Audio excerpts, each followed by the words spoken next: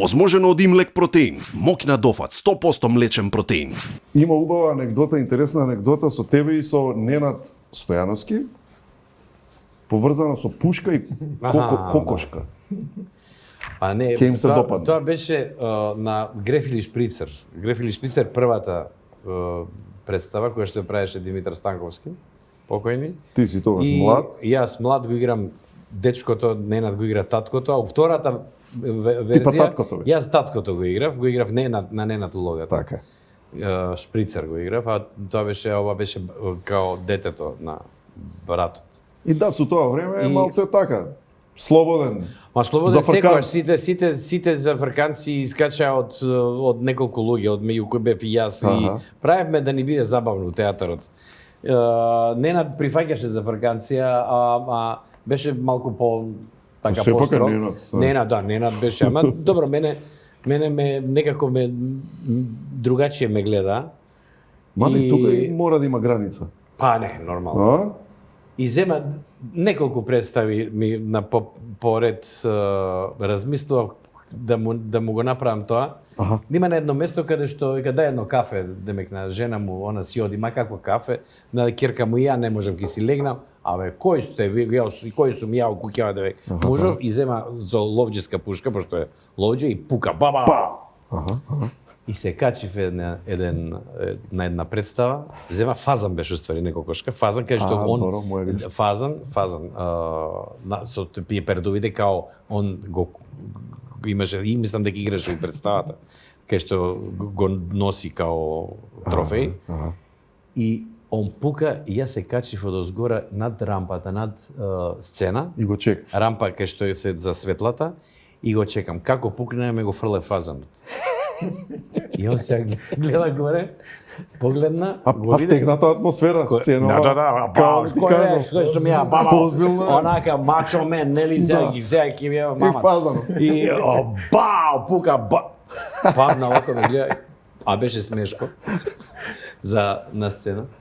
И почна се смее малку, ама тука беше и крај на сцената, така да...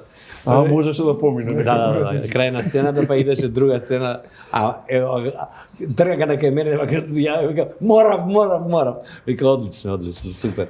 А имаше една, знаеш, таа беше нека ја најдат низ претходни 1-1 со местењето со првенците. Таа нека ја најдат. Таа, знаеш зашто ми се допаѓа таа конкретно? Таа е долга и трае. Само да речам, ти ги зезаш не една минута, него денови, недели.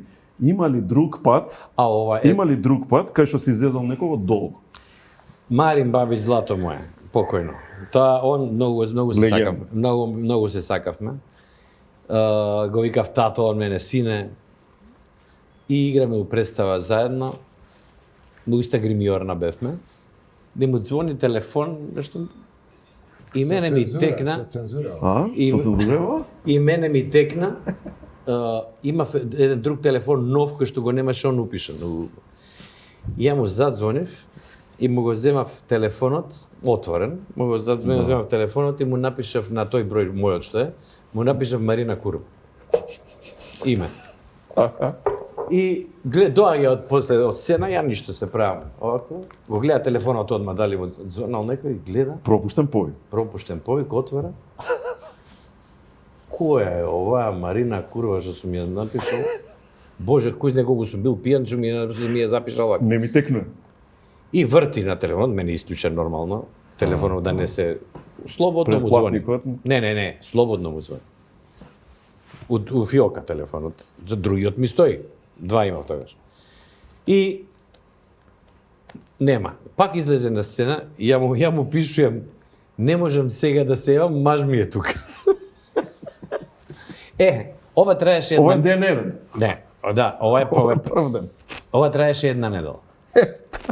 Он се јавуваше.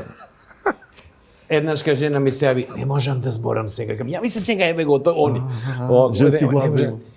Која е ова, ќе пукне една недела. Па како не замисли човече да си не знае која е.